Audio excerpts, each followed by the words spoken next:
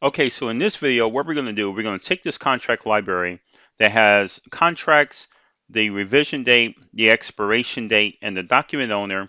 And what we want to do is send wonderful emails that send somebody a heads up when the contract is set to expire, either it's expiring today or within 10 days or within 30 days. Let's get started.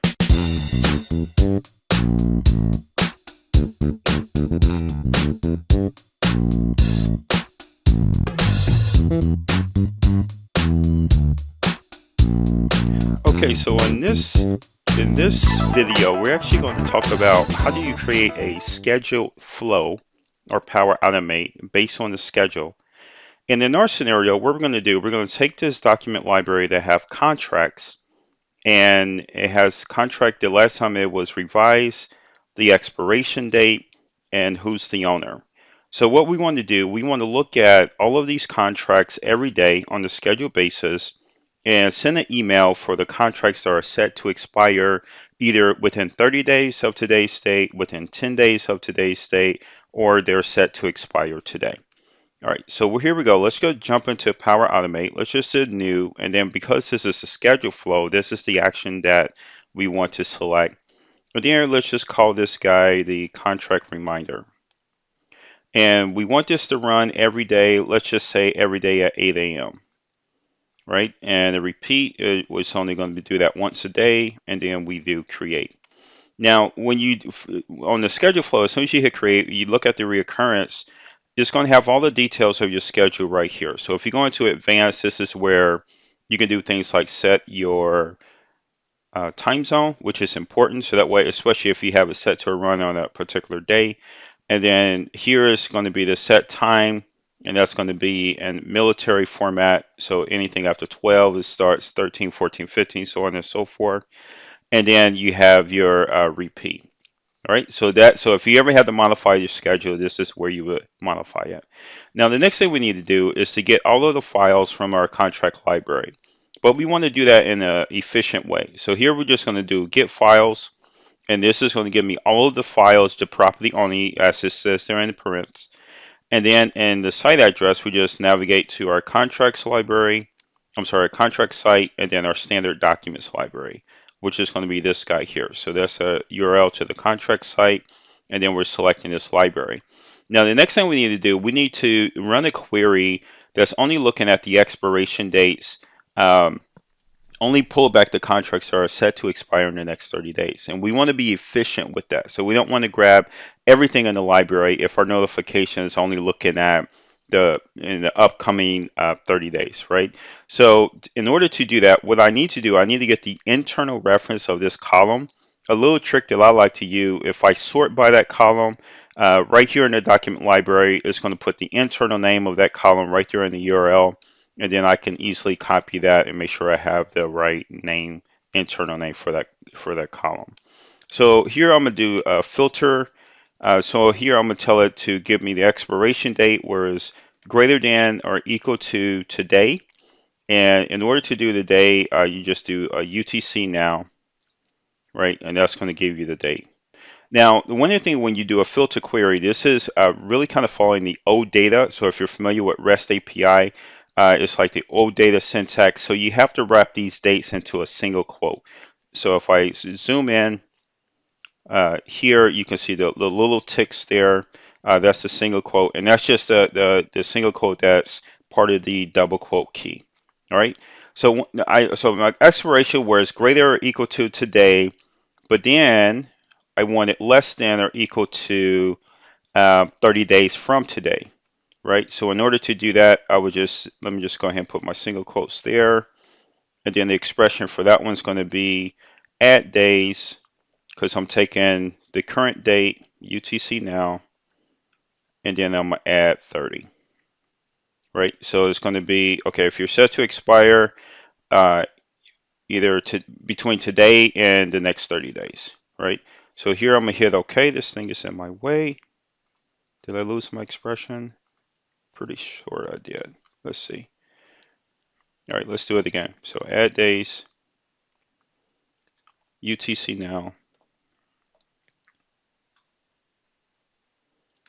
and then just add 30 to that. So that's the formula for that piece, right? So just, again, wrap that into single ticks, and then you will notice that the greater than and equal to, you have to use that special operator name.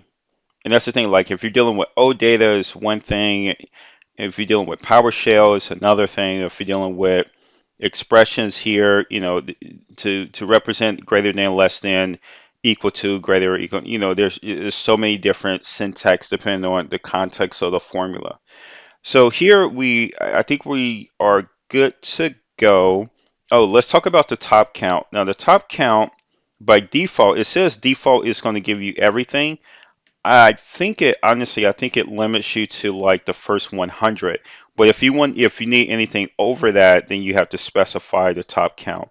So here I'm gonna just say, let's just say we should never reach this number, but let's say a top count is 900, right? And again, these are going to only be the contracts that are between greater than today's date and less than 30 days from now, right? Even if the library has several million, this is the segment that we want to look at every day. All right, so once we have that, the next thing you want to do is to get this thing set up to where you want to send your email. Now, when we send email, here we can just say send email, and the first thing it's going to do, as soon as I reference anything from this get files, it's going to drop this into a loop, right? So let's just send all of, for this test right here, we're going to send all of the emails to myself. Ideally, this probably be your contract management group, or it may be a M365 group if you need to email several people. And then here, subject line, just call it contracts set to expire soon. All right, so we're going to come back and kind of pretty this up a little bit, add a little bit more detail and context around it, but I think for now, I think this is fine. And then just say sample documents or something like along those lines, right? So the document, so now that I have this get files, it's going to give me access to all of my site columns on that document library within the contract subsite. And so in order to build this out though, if I reference this, it's going to send me one email per document, right? And there's no condition. So we want to kind of set some conditions up. Just say only if the expiration date is equal to today. So let's do that. So if we set up a condition and we want to inspect the expiration date, so let's just look at expire date. Let's just say, and you notice that it's starting to loop this in, right? So let's just rename this. So let's say for each file, or we can make it a little bit more germane. So for each contract. And then here under the condition is equal to, and let's just say UTC now. Right? Now, when it comes to UTC now, there are some tricks that you have to understand. Now, UTC now is going to bring in the date and it's going to bring in the current time. But if you look at this, and I'm going to actually run this so that way we can kind of see how it's going to work.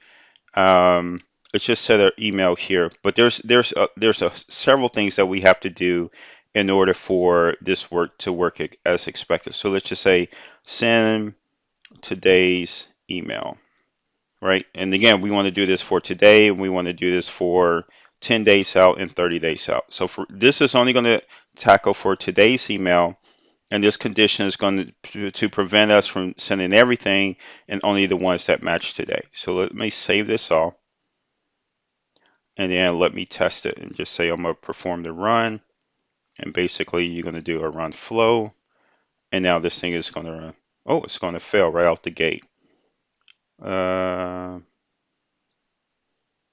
Expiration date greater equal to, less than equal to is not valid. Interesting. Oh, no, that's not valid syntax, you're right. So if expiration is greater equal to and expiration date is less than or equal to today's date. So you have to reference the column twice. Now that's standard. That's just an oversight on my side. Okay, so let me save this all. Let's test it out. Let's test the failed one. And now my syntax, my query syntax, filter syntax should be valid now. And it seems, yep, it passed that check. And now it's looping through each contract. It grabbed 168 based on that filter. And it should only send me the ones that are expiring today. So if I go to my Outlook and pop this open in a new tab, let's just see what happens. Now these are all my sample tests because I built this, I spent a lot of time out on this actually and worked out a lot of the kinks. There's a lot of gotchas and I'm actually saving you a lot of time by highlighting the gotchas in this video. All right, so that's running. It usually takes probably about 30 to 45 seconds for those to come through. And then we can take a inspect on where we are now and where we need to, what are the other steps we need to move forward. All right, let's see if this guy. Oh, it completed, and I didn't pass any of my tests, and that's to be expected. And the reason why I didn't pass any of my tests, if I go to files, and these are the gotchas that I went through, right? It actually took me almost like 3 or 4 hours to prep for this video. But if I look at this, this is the JSON that gets returned from that get items, right? So if I do a find on expiration date. Notice the format of the date. The format of the date is going to be year, month, and then day. And it looks like it's going to be the 2-digit day, right? I can't really tell that because that one, but this is a clear indicator that it is a 2-digit day. Now we have to follow that format. So if you look at our notepad, the format that they're using is this guy here, right? So that's the format. So when I do my test condition, I need to make sure I'm testing against that format, or else it's never going to match, right? Because again, my UTC is date and time, and that's only matching on the date, and it's only matching on the day to that particular format. So if I go down here, instead of UTC, I need to come up here to the expression and do a format date. And actually, if you're modifying the existing expression, it's best to wrap it in parentheses. And then hopefully your IntelliSense kicks in. There it is. So format date, and then comma, and then we're going to use that year hyphen month, capital M, or else, that capital M is for the month versus minutes, right? And then hit update. So once I do that, I should be good to go. All right, I just want to mouse or didn't update this for whatever reason. Format. This editor can be pretty tedious at times. Format date time. I can't count the number of times I had to redo things because the editor got confused. All right, so if I look at that format date time UTC so that one's good. So I think we're good there. So what I want to do, I want to come into this guy, copy it, because I'm gonna have to use this in other scenarios. So let me zoom out so that way we can kind of look at the grand scheme of things. And here I'm gonna actually go ahead and no, I think this is fine. So now I need another condition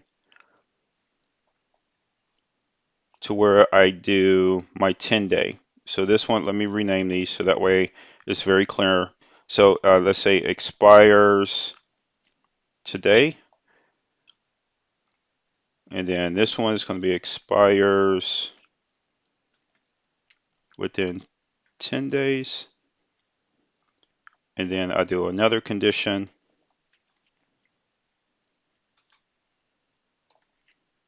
where the expiration is going to be in 30 days. Expires within 30 days. So once you get your format, so here I just want, let's do 30 days, so expiration date here. Once you get your format down, you're good to go. Now to do the 30-day check, we have to do a add days, right? Again, just wrap UTC into quotes. Let me zoom in so you can see everything. Then the method there is going to be add days. And then here you want to add 30. And then click OK. Expressions invalid. What did I do? Did I fat finger something? So add days, UTC now, 30. Do I have all my parentheses? Yeah.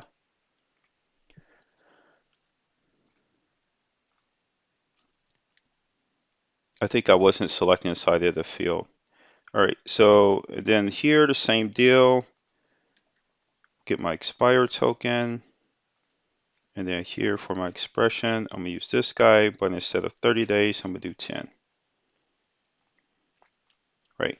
Now notice I'm doing UTC, so and I'm stripping the time out. And I think for the most part, because this is going to run 8 hours on Eastern time zone. So if I go to Google and do UTC now, so so I'm 5 hours behind UTC.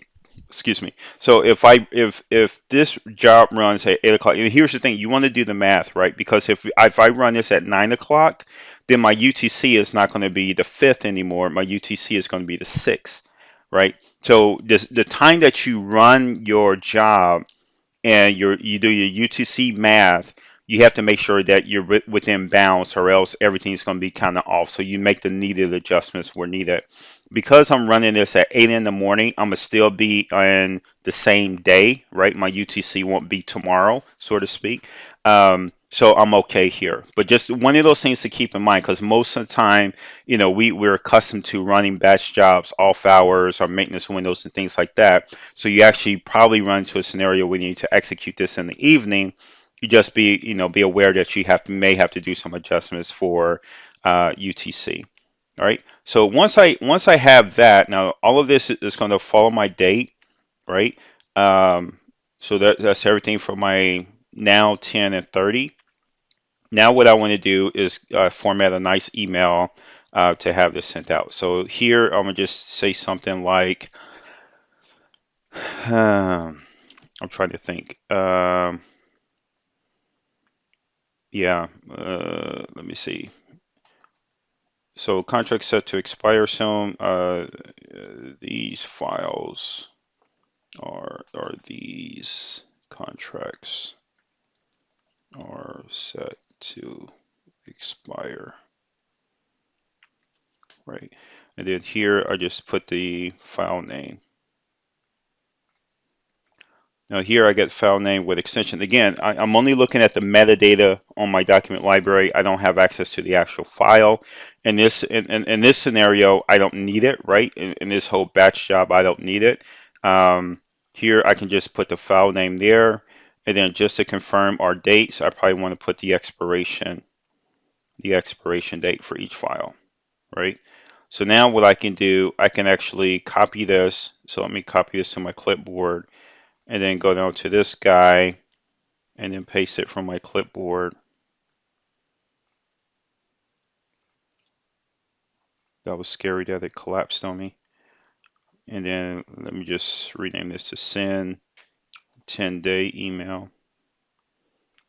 And if I expand this out, yep. And then the same with this guy here. Let's paste this in from the clipboard and then rename this and say send 30-day email. And that's the thing, and as we talked about before, these guys have to be unique as far as the naming. That's why I'm very clear and verbose on where I am in the process and the type of email that I'm expecting it to send. All right, so now if I save this all, let's just test and make sure our logic is correct, because so far we haven't received any emails, right? Yep, there's no emails here. So let's just see if this guy pass our condition check. So if I look at this, yep. So now it's going to send me 3,001 emails. Not exactly, but what it's doing is sending me an email for each and every document singularly, right? This is not the best experience, especially if you have a batch of these expiring that day. you can see how your email box can get cluttered real quick. So I think a much better experience, one, we probably want to provide a link to this document. We can probably add some formatting, and we want to send multiple of these in a single email. And this thing is still running, right? It's still sending emails. All right, so let's go through. How will we build this in a batch, right? So in order to build this in a batch, what I would recommend doing is to, you're going to loop through this guy, and you want to build a variable that just kind of collects all the documents for that day, right? So you got the ones for this batch is the today's batch, then the 10-day batch, then the 30-day batch. So in order to do that, the first thing we want to do is set up our variables, and then we all know that you have to initialize these at the top of the process. So let me just initialize this variable. Let's just call this var files or var today files, right? And then here I'm going to just do var files today. That's my variable name. And this is going to be a string, and then it's just going to be empty. I'm just initializing it, right? So this is going to be the same from my other one. So let me just copy that, go to my clipboard, paste this in, go to the clipboard, get one more for a 30-day, and paste that in, right? So now I just go here, var, let's say 10 days,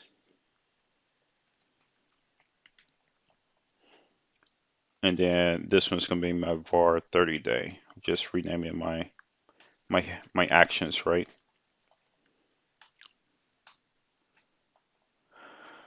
All right, and then I don't need that. And then let's go ahead and call this 30, and then call this guy 10. Okay. All right, so once I have that, now I can come in and actually start appending. I don't need that. I can start appending, go into my loop and start appending to this variable and start creating that collection. So in order to do that, I just do the append. Now, my first reaction was to use this array. I say, hey, I'm dealing with a collection. Let me go with array, da, da, da, da. But that didn't work out as expected because for whatever reason, I could not embed this array variable inside of my email action. So I can achieve the same thing with a string. And actually, this probably is it's actually what I probably should be using. So for today's date, and I know it's today, right? Because I'm under my today condition. That's why I selected today. Um, Basically what I want to do that, and this is a little HTML, it's basic HTML, but you have to know it. Um, so I'm gonna wrap these in LI tags, right? And I can't do my UL here, right? Because this is a append. So imagine you're in a for loop, and all it's gonna do is LI and then whatever I put in here. So in this LI, I'm gonna do my file name. So I just want to put that in bold, and then I want to do a line break. Again, basic HTML.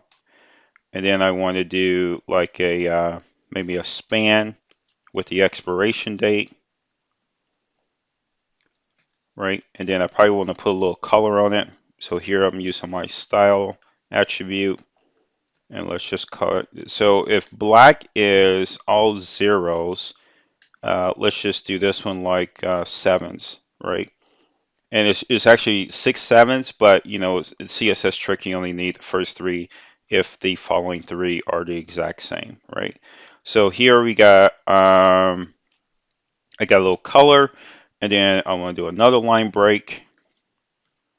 And then the last thing I want to do is wrap this into an anchor tag. And this is going to allow me to link to that file, the expiring file.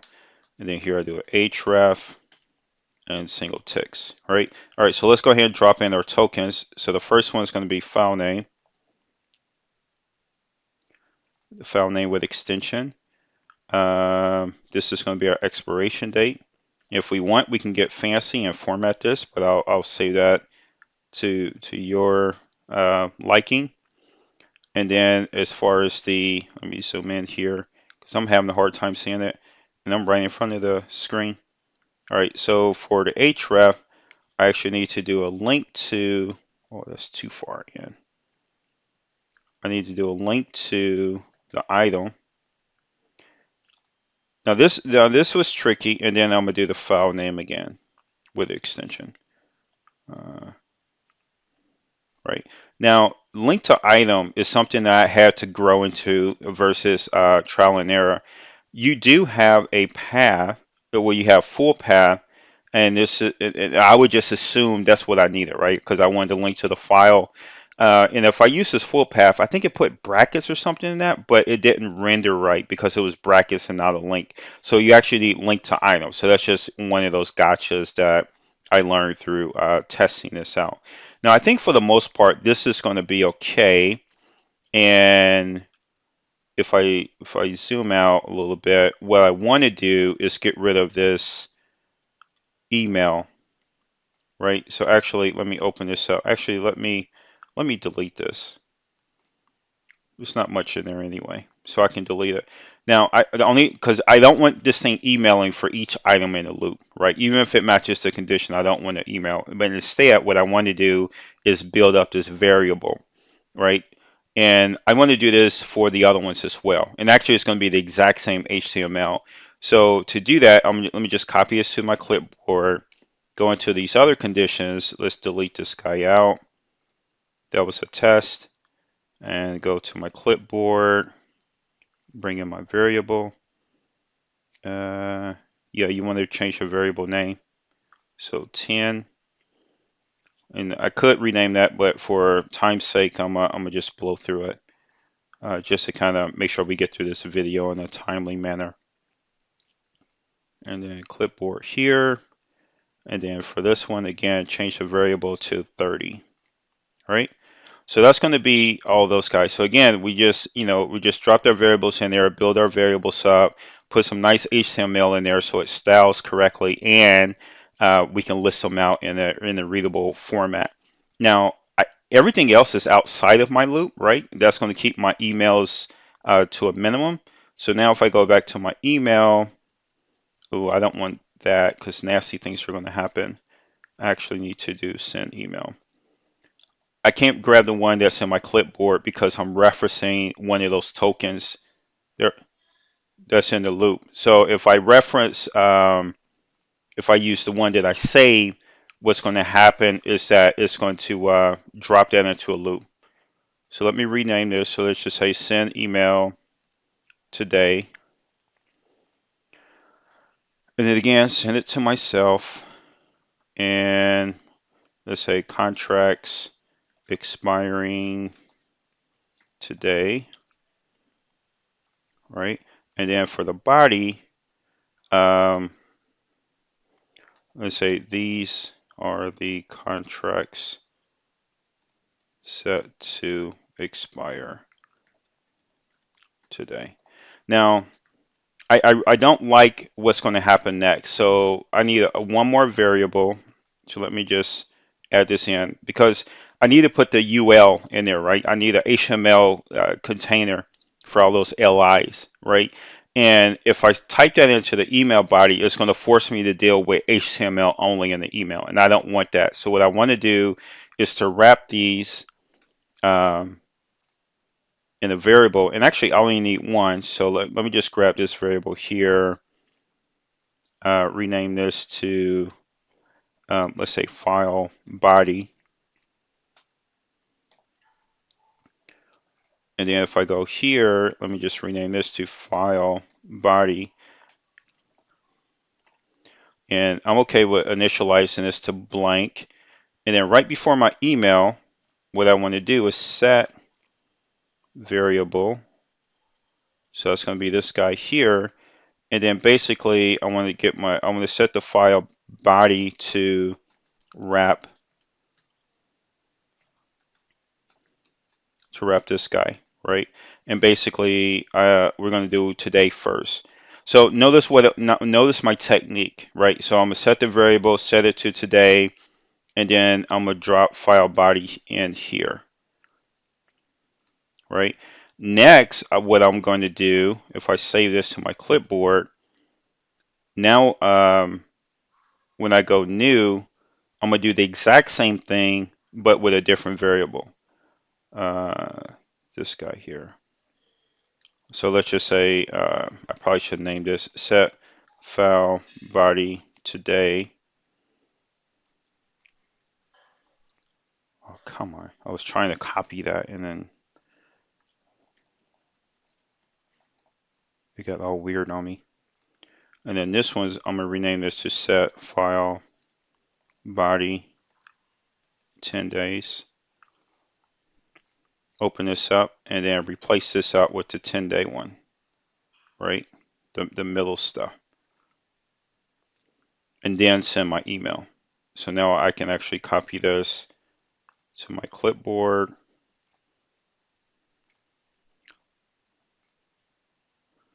And then let me go ahead and build the other two out.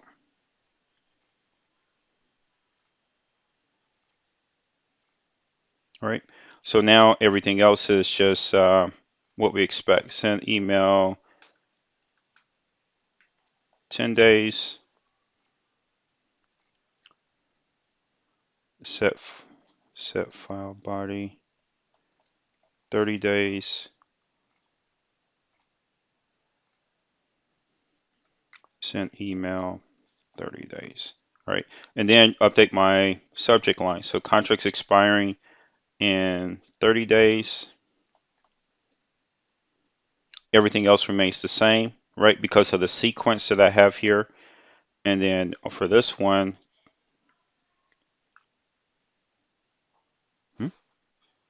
where's my subject and stuff? It's weird. There you go. Contracts expiring in 10 days. All right. So now if I do this, save it. Let's just make sure our formatting and all this other good stuff is right. Then I think we should be good to go.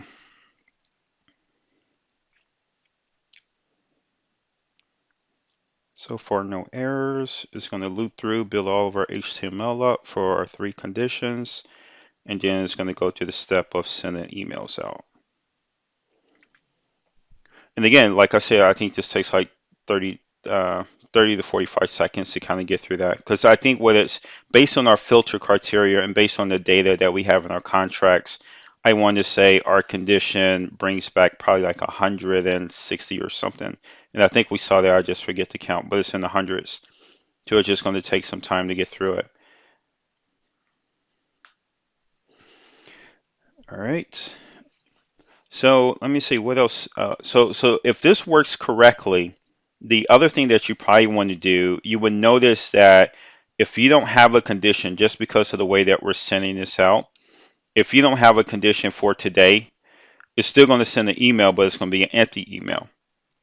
And that's probably not the best experience. So the other thing that we should do, if the format comes out right, we should definitely put a condition in there to check and make sure our variable is not empty, right? So here's our guide. So this is an example of a expiring today. Why are all these blank? So 30. Okay, we probably need to take a look at these conditions because these today and 30 day for whatever reason did not execute correctly.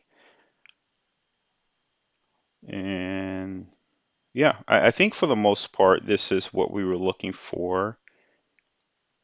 For the most part. Our dates look right, and if I test the link, it takes me to the document. I think that's good.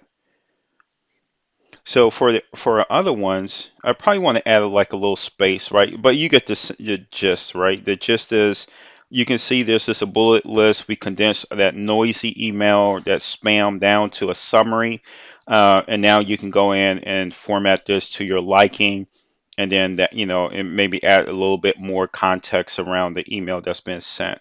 I think that's for the most part that's exactly for what I'm seeing here. This is exactly what we want. Now, I may want to check the conditions for today and 30, but I know I'm in the ballpark because it's working for 10. I may have something weird for 30 and today, and I may not have data to match those conditions.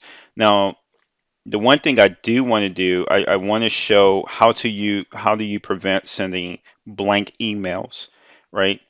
So to prevent sending blank emails, what you want to do, you want to wrap these guys, your send email into a condition, right? So here, let's just grab another condition, and then we'll talk about how do you test for blank variables or empty variables. So here we want to make sure our variable, let's just say our today variable, where we're building a body, this one here, we want to make sure this is not empty. So to do that, we go to expression. There's a method called length, and it will test both arrays and string variables, right? Or even tokens. And then once I have that, I go back to the dynamic and then select a variable I want to test the length of, and then just put that there. And then I just want to make sure it's greater than 0. And that's just a number, right? So once I have that, I just go ahead and drag these up.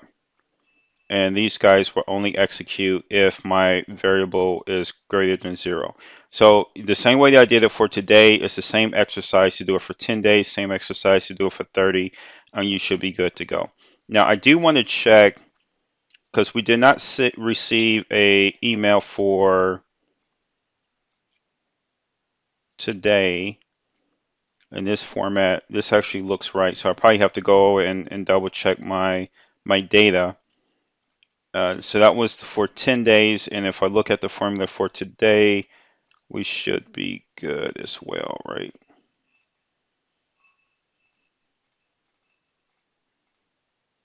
Oh, come on. Oh, expiring today, it doesn't have a token. That's the problem. All right, so let's see, expiration date. Is that the same deal with 10? Nope, that has the expiration date. All right, for some odd reason, this did not have a token. But if I inspect the formula, my date format's right. All of that's correct. My UTC is correct. So yeah, I probably just don't have data to match it.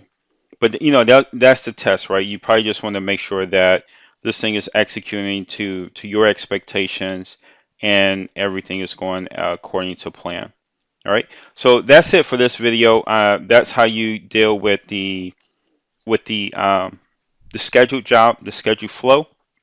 I think the biggest takeaway is getting this correct, right? And when you're doing dates or date comparison, just understand that UTC in the format of your date column that's in your document library or your SharePoint list, just make sure that that format is, especially when you're doing condition checks like this, your formats match. All right, so that's it for this video. And actually, that's it for this Power Automate series. I think the next series I'm going to do are going to be more of the Power Platform solutions, more solutions in general, to that way, because I can now combine a bunch of techniques into a single solution versus trying to itemize each techniques across the various videos. All right, so I'll see you in the comment section. Until then, take care of yourself and see you in the next video.